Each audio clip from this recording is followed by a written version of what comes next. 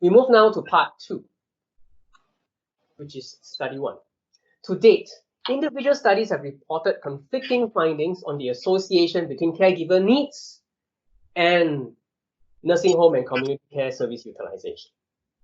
Despite the growing literature that examines the association between long-term care service use and each of these caregiver burden, caregiver depression, caregiver health status, no systematic investigation and synthesis of these topics have been conducted prior to study 1.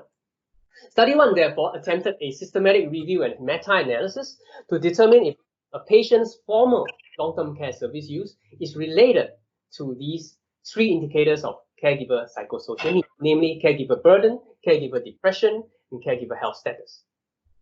This is a literature review that uses a methodical way of secondary data collection of existing research studies, followed by a qualitative and quantitative synthesis of all the studies involved to address the main research question. A secondary aim of this study was also to explore the effects of study and participant characteristics on the 3 associations of primary interests. I performed in this study 3 separate electronic keyword searches of Medline, SciInfo, and ProQuest dissertations and thesis global databases for available full-text articles up to January 2018. After the search, each article was screened with the eligibility criteria shown.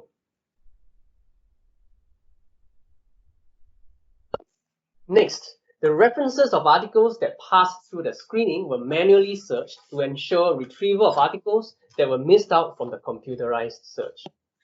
The log-odds ratio, or LNOR in short, was the effect size indicator I selected. From each study among the articles, effect sizes were either extracted or calculated from reported data and coded for each relation, regardless of the type of analysis and other variables reported in the study. Aside from the effect sizes, study and participant characteristics were also extracted and according to literature and coded. The assessment of the quality of individual studies was done based on 3 tools that have been widely used in healthcare systematic reviews. These tools allow for critical appraisal of a study's internal validity, such as sources of bias, study power, and confounding. Each study was judged to be of good, fair, or poor quality using the ratings on the items that came with each tool. In the qualitative synthesis, the adjusted and unadjusted effect sizes obtained from each article were grouped by relation and arranged from the smallest negative value to the largest positive value. The median effect size of each relation, each of the 3 relations, was computed and converted to odds ratio to ease interpretation. In the meta-analysis, aggregate participant data were coded and used in omnibus tests. To ensure generalizability of results, only articles that reported unadjusted effect size data or data that allowed the calculation of unadjusted effect sizes were included in the meta-analysis. The random effects model was used in omnibus tests, and moderation analysis was used to evaluate the mean of the distribution of true effect sizes across the research study. Weights were assigned to each study based on the inverse of the overall study error variance. The combined effect was then calculated by the weighted mean of the study. Moderation analysis were also conducted in pursuit of the secondary aim of this study. I now present the main findings of study 1. Among the 24 studies shown on the right that were included in the qualitative and synthesis, I found that on average, 1 unit increase in long-term care use appears to be associated with an elevated caregiver burden of about 27%.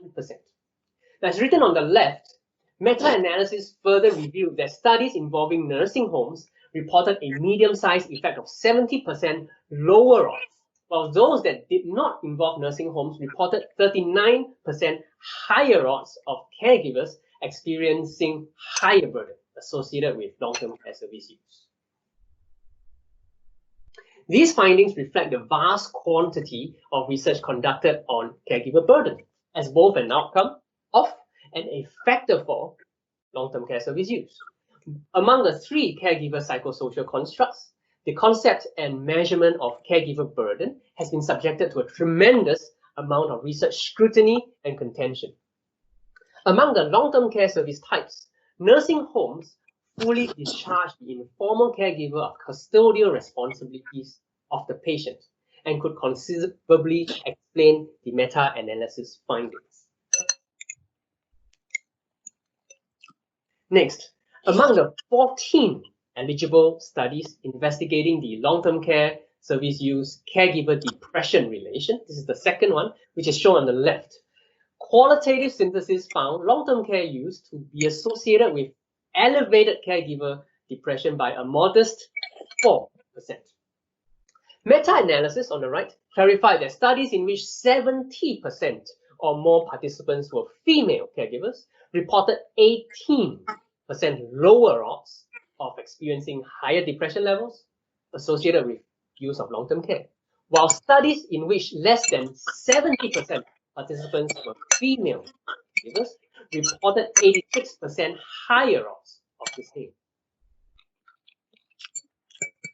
So this is surprising because it is well established that clinical depression is of a higher prevalence in women than in men.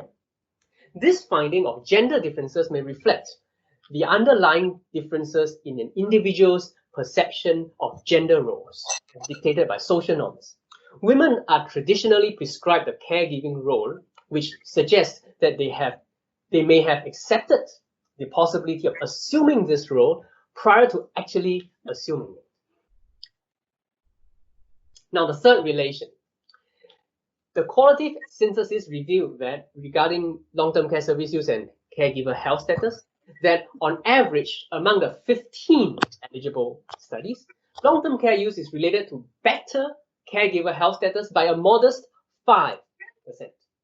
Meta-analysis, shown on the left, further revealed that non-American studies reported 50% lower odds, while American studies, USA studies, reported 25% higher odds of caregivers experiencing worse health in relation to long-term care use.